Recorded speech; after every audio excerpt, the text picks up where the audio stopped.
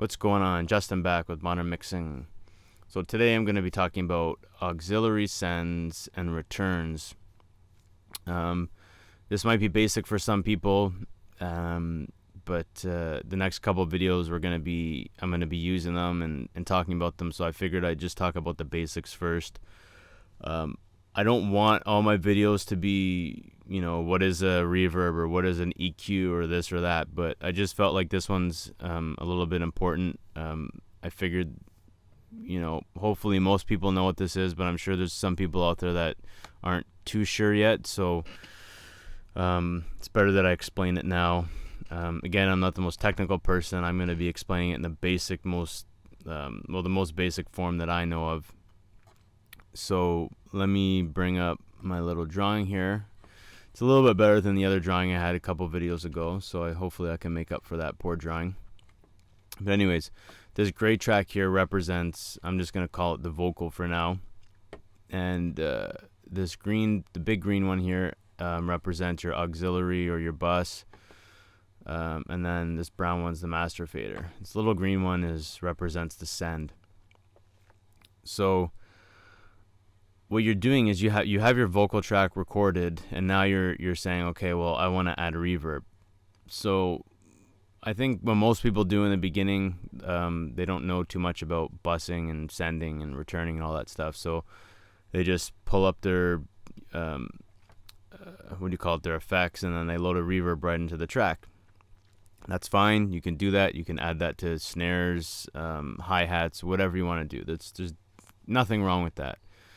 But say you have 10 vocals and now you want reverb on all those 10 vocals. So instead of having reverb to all 10 of them, now what you can do is you can add it to an auxiliary or to a bus, and then you can send all those 10 vocals to this one bus, and then you can return that back to the mix, and now you're able to have one reverb plugin and it can affect all 10 vocals. It's just saving CPU. It just makes more sense, and from a creative standpoint too, when you're mixing it, it makes things a lot faster, quicker, easier. So anyways, this is the basic setup. You have your track, your vocal, you have your little send fader here. That's why I made it small. It sends it over to the bus. And then from the bus, you apply your reverb, your delay, whatever, and then you return it back to the mix. So another important reason why you might want to use a bus instead of adding it directly to the track, because say your vocal's a mono vocal, but you want a stereo reverb, this bus here can be a stereo. You can add a stereo reverb, and you can return it back, and you just have a wider, bigger, more lush, whatever sounding reverb. But if you apply it to your mono track, it's just going to be a mono reverb, and there's nothing wrong with that. It's good, it's useful in a lot of instances, but if you want that stereo reverb, it's good to use a bus. And also you can manipulate things inside of a bus.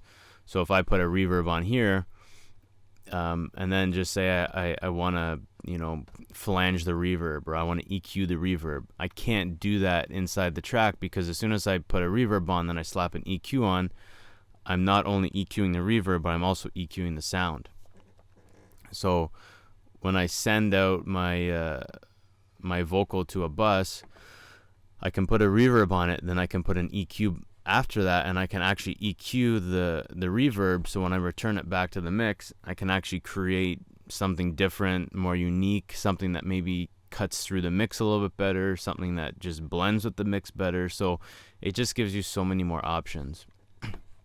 Another thing is with the post fader and the pre-fader. So basically what that means is that if I want my send to be pre-fader, it means that this fader down here on my track, every time I move that fader up and down, as long as it's pre-fader, this fader won't affect the level of the send.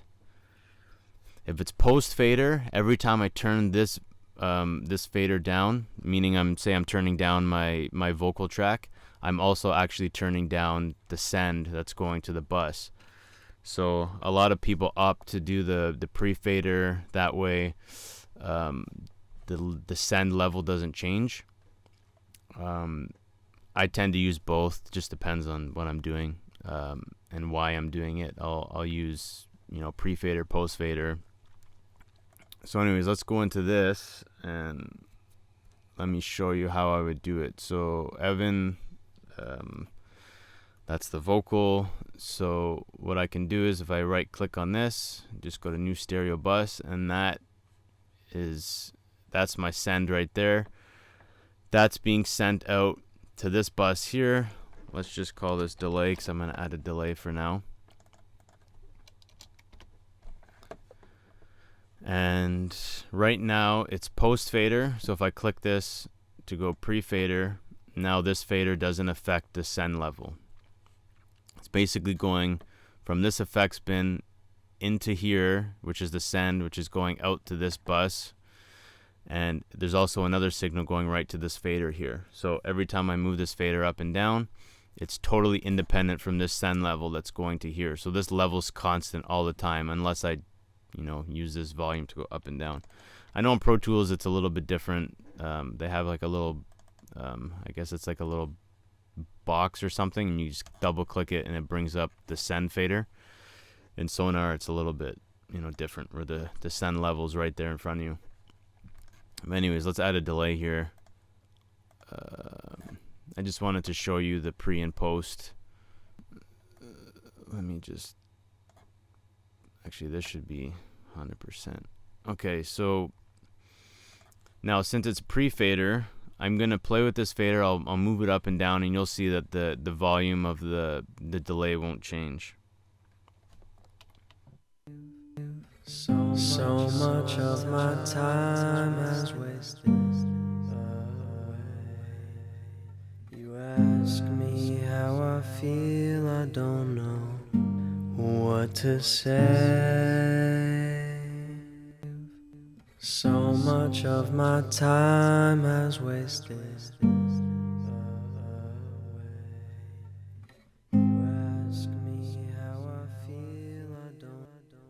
And then you can see as I completely turn it down, the delay is still going because, again, it's pre-fader. So this fader could be completely off, but the send is still going to this bus. So you can have your effects going, but your vocal itself is completely shut off. Now, if I go post-fader, you'll see as soon as I start playing the track, you hear the guitar, but you don't hear the vocal. But as soon as I start turning up the fader, that increases the volume going into the send, which in turn increases the volume of the delay being sent back to the mix.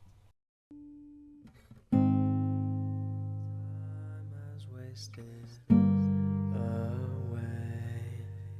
You ask me how I feel, I don't know what to say.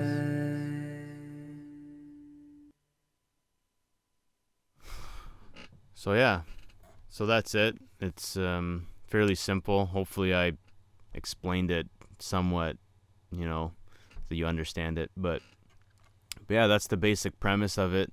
So hopefully that was easy to understand and you learned something. So until next time, take care.